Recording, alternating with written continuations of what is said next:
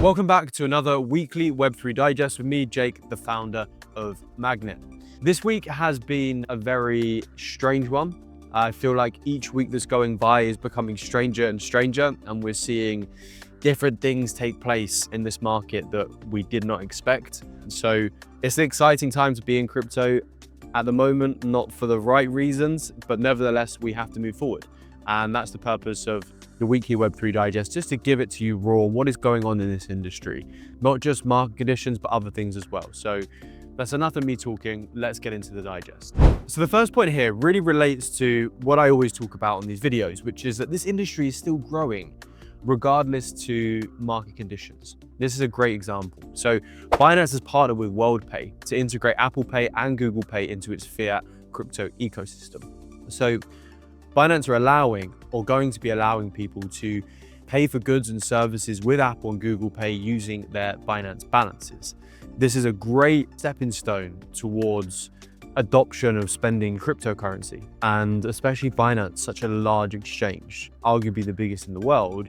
They're now going to be able to, or let you be able to grab your phone, tap it, and then all of a sudden you have, paid for something and it's covered out of your cryptocurrency holdings on Binance. So yeah, it's something bullish to start off this weekly Web3 Digest. Next up, we're going to be talking in the digest about what happened with Milei, the Argentinian president, because we know that this LIBRA token launched and it kind of went a bit quiet. So I want to give you a quick update of what's going on here. So in a big major political development, Argentina's Chamber of Deputies has voted to launch an investigation into President Milei over his involvement in the LIBRA meme coin. So the vote was held on April the 8th, and it passed with 128 votes in favor, 93 against. So this will be happening. They will be looking into the LIBRA launch. And this is a big thing because over 40,000 crypto investors were involved in this. On-chain data shows that 251 million was lost by wallets trading the token. And so, yeah, this is a large-scale failure of a token, and they're going to be examining Milei's involvement in this token. We all know that it launched. He tweeted once about it, and then that was that. And he distanced himself from the project. We're going to be getting an investigation around that to see what is going to happen in regards to LIBRA. Anyway, next point, back to bullish news. So Trump has cancelled the controversial DeFi rule, which is a pretty big win for crypto. So the rule basically required DeFi platforms to report user transactions to the IRS. And this was proposed under Biden's administration.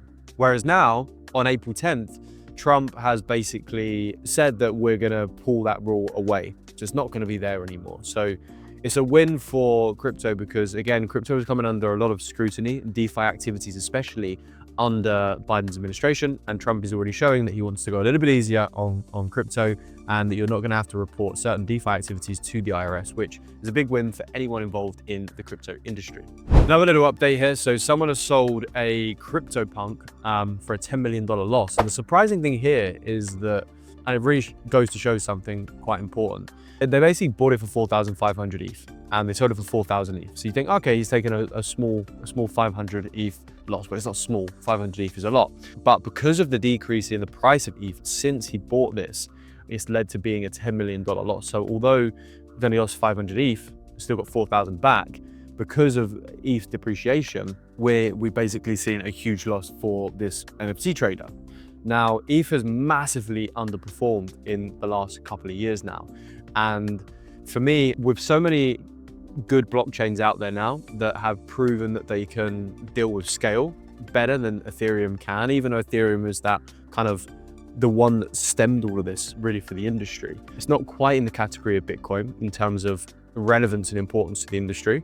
Obviously, it's very relevant, very important, but it's not in Bitcoin's level, or at Bitcoin's level. A lot of work to do if they want to recover, really, because there is a lot of competition now in the L1 space, especially with the likes of Solana, and we're seeing Base, which is obviously built on EVM as well. And their model isn't very good for EVM providers in terms of ETH doesn't have a hugely profitable business just off of, their standard EVM. Whereas if that changed, ETH could be a lot more important because they're going to get so much more transaction volume and rewards from transaction volume. But again, it's kind of a centralized argument, right? That might also not be possible. So it's just something to really watch, like ETH's importance as this market goes on, basically. It's not really looking good for Ethereum right now, and that's what I wanted to demonstrate with this example. And the final bit of news here, and we're going to leave on a bullish note, is that crypto VC investment reached $4.8 billion in Q1 this year. And that's the strongest we've seen since 2022. So although the market is relatively wrecked right now, investment into the space is increasing, which goes to show again the long-term play that we currently have with a bullish US government and also money flowing into the space on the back of that, despite the general market being nervous and plummeting. So something to keep your eyes on. The space is moving forward, being invested in, developed, regardless of current market prices. Anyway, that is all for this week's weekly Web3 Digest. Hope you've enjoyed it. I hope it's given you a bit of an insight and maybe a bit more of a bullish tone going into this week of what's happening on a broader level in the crypto space. Keep checking in every week for these digests and we'll keep you up to speed with what's going on in the crypto space. And we'll try and be a little bit bullish even when the market is not being. See you on the next one.